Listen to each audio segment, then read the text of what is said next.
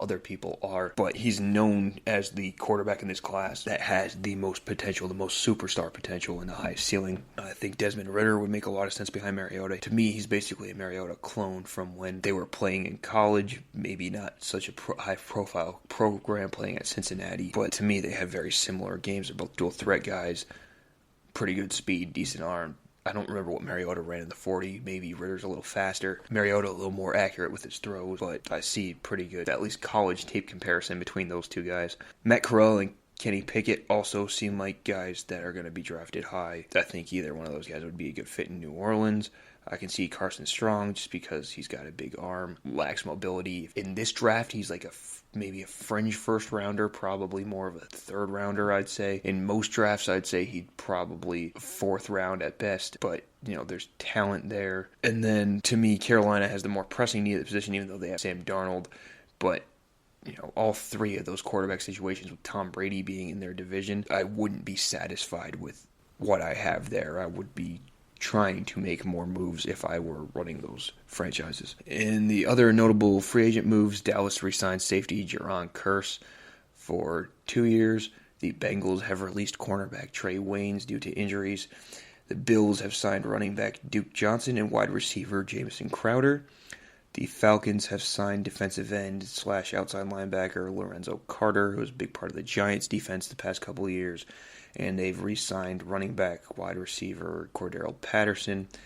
The Packers make a big trade, trading away their number one weapon from Aaron Rodgers, which was wide receiver Devontae Adams, going to the Raiders for first and second round picks in this year's draft. Rodgers apparently knew that Adams was going to be gone before re-signing his big 3-year, $150 million deal. But that leaves the cupboard pretty bare for Green Bay in terms of the receiver room. For Adams, this also sends him back to his home state of California and reunites him with his college quarterback Derek Carr, who played with him at Fresno State. The Raiders are also signing Chiefs wide receiver Demarcus Robinson. The Rams, speaking of receivers, have signed wide receiver Allen Robinson and traded away wide receiver Robert Woods to the Titans for a 6th-round pick. They've also given Matthew Stafford, their quarterback, a 4-year extension and are working on a deal with Aaron Donald and trying to bring back Odell Beckham Jr. as well. Patriots bring back a familiar face in offensive tackle Trent Brown, who had left them a few years ago via free agency. Gerald Everett, the tight end who spent time with Seattle and with the Rams, signs with the Chargers. He's always been a number 2 tight end, more of a receiving high-end backup tight end. With the depth chart that the Chargers currently have at the position, I think he's their starter there and has a chance to cement that during training camp. But I can also see them adding a rookie to compete with him for that spot. Cincinnati continues to add protection for Joe Burrow. They added a couple guards last week, and this week they've signed former Cowboys offensive tackle Al Collins. The Browns have brought in Jacoby Brissett to back up Deshaun Watson. The Bills have traded a 7th-round pick to Cleveland for backup quarterback Case Keenum. Leonard Fournette goes back to the Buccaneers on a 3-year deal. Zadarius Smith, who was cut by the Packers, originally planned to sign with the Ravens and didn't pass his physical, apparently, is now signing a 4-year, $42 million deal with the Vikings, who also bring in linebacker Nick Vigil. And offensive tackle Teron Armstead has left the Saints for a 5-year deal with the Miami Dolphins. Longtime ESPN reporter John Clayton has died at the age of 67. Clayton was one of the top NFL reporters for nearly 50 years and spent 20 of those at ESPN. A lot of people my age grew up watching Clayton on SportsCenter covering the NFL. He really was one of the best guys to cover the NFL. And in his memory, the John Clayton Memorial Fund has been set up and will benefit the Multiple Sclerosis Society. In other media news, Al Michaels has reached a deal with Amazon to join their Thursday night football coverage alongside Kirk Herbstreit. We mentioned last week that Troy Aikman and Joe Buck We're heading to Monday Night Football from Fox, and that Fox is still looking for their number one broadcast team. From what I've read, it sounds like Kevin Burkhardt's crew, or Kevin Burkhardt himself, might be getting a promotion there. I don't know who they'd go alongside. Honestly, Burkhardt and Olsen would be pretty good there, I think. The Michaels move opens a spot up for alongside Chris Collinsworth at Sunday Night Football. Obviously, one of the obvious candidates to replace him would be Mike Tirico, who does a lot for NBC Sports already and has filled in for Michaels on multiple occasions over the past couple years. But you also have to take into account that Tirico calls the Notre Dame games on Saturdays for NBC, and so you'd have to really work on the travel logistics there. And so while I think Tirico probably ends up there, I wouldn't be surprised for them to at least consider Drew Brees getting in there as well. But you do also need a lead play-by-play guy, since Collinsworth is really more of the commentary guy. So Tirico would probably be better at that, when Brees would really be more of a commentary analyst. The NHL trade deadline passed on Monday at 3 p.m. Eastern. Some of the new trades that happened: there was a 3-team trade between Carolina, Columbus, and Florida. Carolina gets Max Domi and Tyler Inamoto. Columbus gets Aiden Hershik, and Florida gets Igor Korshov and a 2022 6th-round pick. The Ducks trade defenseman John Moore, forward Ryan Kessler, to Vegas for forward Evgeny Dadonov, and a 2nd-round pick in either 2023 or 2024. Last I read, they're still working through some issues with that trade, trying to get it officially done. The Wild have traded forward Victor Rask for future considerations. Penguins have landed Ricard Raquel from the Ducks for Zach Aston Reese, Dominic Simon, Kelly Klang, and a 2022 2nd-round pick. Tampa Bay has traded goalie Alexei Melnichuk to San Jose for forward Antoine Morand. The Winnipeg Jets have traded defenseman Nelson Nogier to the Kings for defenseman Marcus Phillips. The Rangers have landed Andrew Kopp from Winnipeg, along with a 2023 6th-round pick, for a 2022 2nd-round pick that could become a 1st-round pick if Kopp plays in 50% of the Rangers games and the Rangers win 2 playoff series. Another conditional 2nd-round pick, 2023 5th-round pick, and forward Morgan Brown. Tampa Bay is also getting Riley Nash from Arizona for future considerations. Ottawa gets goalie Michael McNiven from Calgary for future considerations. Dallas trades a 4th-rounder to Detroit for forward Vladimir Nemestikov. Ryan Carpenter goes from Chicago to Calgary for a 2024 5th-round pick. The Oilers get Derek Brassard from Philadelphia for a 2023 4th-round pick. The Rangers are sending Tyler Mott to Vancouver for a 2023 4th-round pick. The Devils have traded for goalie Andrew Hammond from Montreal for forward Nate Schnarr. The Sharks have traded forward Nick Merkley to the Rangers for defenseman Anthony Bitetto. The Jets have traded a 5th-round pick to Ottawa for Zach Sanford. Andrew Cogliano is being traded from San Jose to Colorado for a 2024 5th-round pick. Johan Larsson goes from Arizona to Washington for a 2023 3rd-round pick.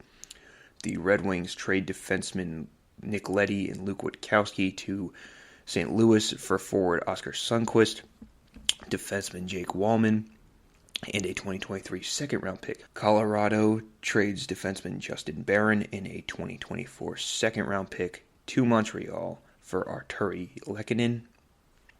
Boston sends forward Zach Senyshyn and 2022 5th-round pick to Ottawa for defenseman Josh Brown and a conditional 7th-round pick. The Oilers get defenseman Brett Kulak from Montreal for defenseman William Lagesson, a conditional 2nd-round pick, and a 2024 7th-round pick. The Rangers add defenseman Justin Braun from Philadelphia for a 2023 3rd-round pick. The Kings trade forward Braden Burke for defenseman Frederick Allard. Toronto sends defenseman Alex Biega to Nashville for future considerations. The Wild trade goalie Capo Kakinen to San Jose for a defenseman Jacob Middleton and a 2022 5th-round pick. Goalie Marc-Andre Fleury is now with the Minnesota Wild. being traded by the Chicago Blackhawks for a conditional 2022 pick that is either going to end up being a first or a second round pick. Capitals bring back a familiar face in forward Marcus Johansson, who had played in Washington earlier in his career. They send Daniel Sprong, a 2022 fourth rounder, and a 2023 sixth rounder to Seattle. Arizona gets Brian Little and Nathan Smith for a 2022 fourth round pick from the Winnipeg Jets. The Jets are also bringing in forward Mason Appleton from Seattle for a 2023 fourth round pick and sending defenseman Nathan Beaulieu to Pittsburgh for a conditional seventh. The Stars are trading a 2023 fourth round pick to Arizona for goalie Scott Wedgwood. Arizona gets forward Jack McBain from Minnesota for a 2022 second round pick. Defenseman Jeremy Lauzon is traded from Seattle to Nashville for a 2022 second round pick. The Lightning acquire forward Nick Paul from Ottawa for forward Matthew Joseph in a 2024 fourth round pick. Toronto gets defenseman Mark Giordano and forward Colin Blackwell from Seattle. Giordano is a very accomplished NHL player. I believe he was serving as the captain in Seattle as well. So those guys go from Seattle to Toronto, and Toronto will send a 2022 second round pick, a 2023 second round pick, a 2024 third round pick to Seattle. Toronto is also trading defenseman Travis Dermott to Vancouver for a 2023 third round pick. Vancouver sending defenseman Travis Hamonic to Ottawa for a third-round pick. Detroit trades defenseman Troy Stetcher to the Los Angeles Kings for a seventh-round pick. Florida sends a sixth-round pick to Buffalo for defenseman Robert Haig. And a couple big ones to end it here. The Bruins get defenseman Hampus Lindholm and defenseman Cody Curran from Anaheim for a 2022 first-round pick, a 2023 second-round pick, a 2024 second-round pick, defenseman Urho Vakanainen, and defenseman John Moore. Lastly, Florida trades forward Owen Tippett for first-round pick, a 2023 third-round pick to Philadelphia for forward Claude Giroux, Connor Bunnaman, Herman Rubtsov, and 2025 fifth-round pick. Since the MLB lockout ended, free agency's been heating up, and spring training is right around the corner. Actually, not even right around the corner. They've started playing games. I'm not going to go into the spring training stuff right now. I'm just going to go into some of the signings. The Twins have signed shortstop Carlos Correa to a 3-year, $105.3 million deal. Sounds like less than what we expected for him to sign for. And supposedly, from what I've read and heard, he turned down more from other teams. Whether that's true or not, I don't know, but it seems lower than I expected from him. The Phillies have signed outfielder Nick Castellanos to a 5-year deal. He is a power-hitting outfielder and reunites with Dave Dombrowski, who is part of the brass in Philadelphia now, and drafted him in Detroit with the Tigers.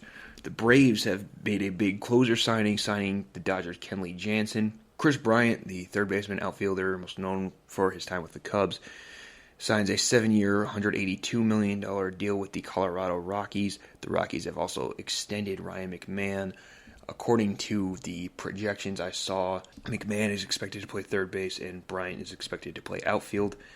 Interesting that they gave Bryant a big deal without putting more pieces around him on the team. If they wanted to, they probably could have brought back Trevor Story, or if both parties wanted to. Trevor may have wanted out of there.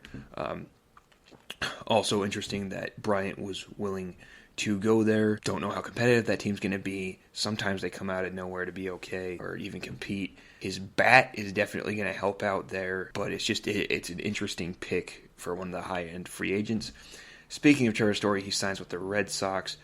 6 years, $140 million. Projections I saw had him playing second base with the Red Sox, which makes sense considering they have Xander Bogaerts already as their shortstop. It was also announced earlier today that the ghost runner rule, or the runner on second and extra innings rule, will continue this season after earlier reports said it was being thrown out.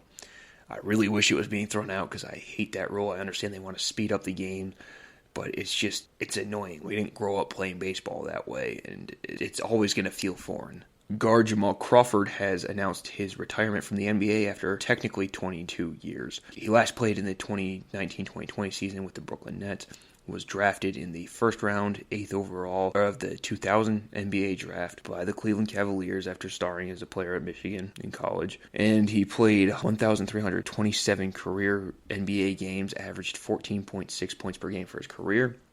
Established himself as a sharpshooter, a key bench player, won 3 Sixth Man of the Year awards, and actually saw the floor for 9 different teams. Played for 10 different teams if you count the fact that he was drafted by the Cavs. Played for the Bulls, the Knicks, the Warriors, the Trailblazers, the Clippers, Timberwolves, Suns, and the Nets.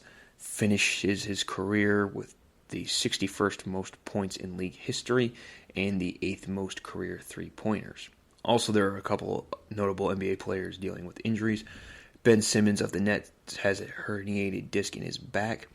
Simmons has yet to be cleared for practice since being traded from the 76ers and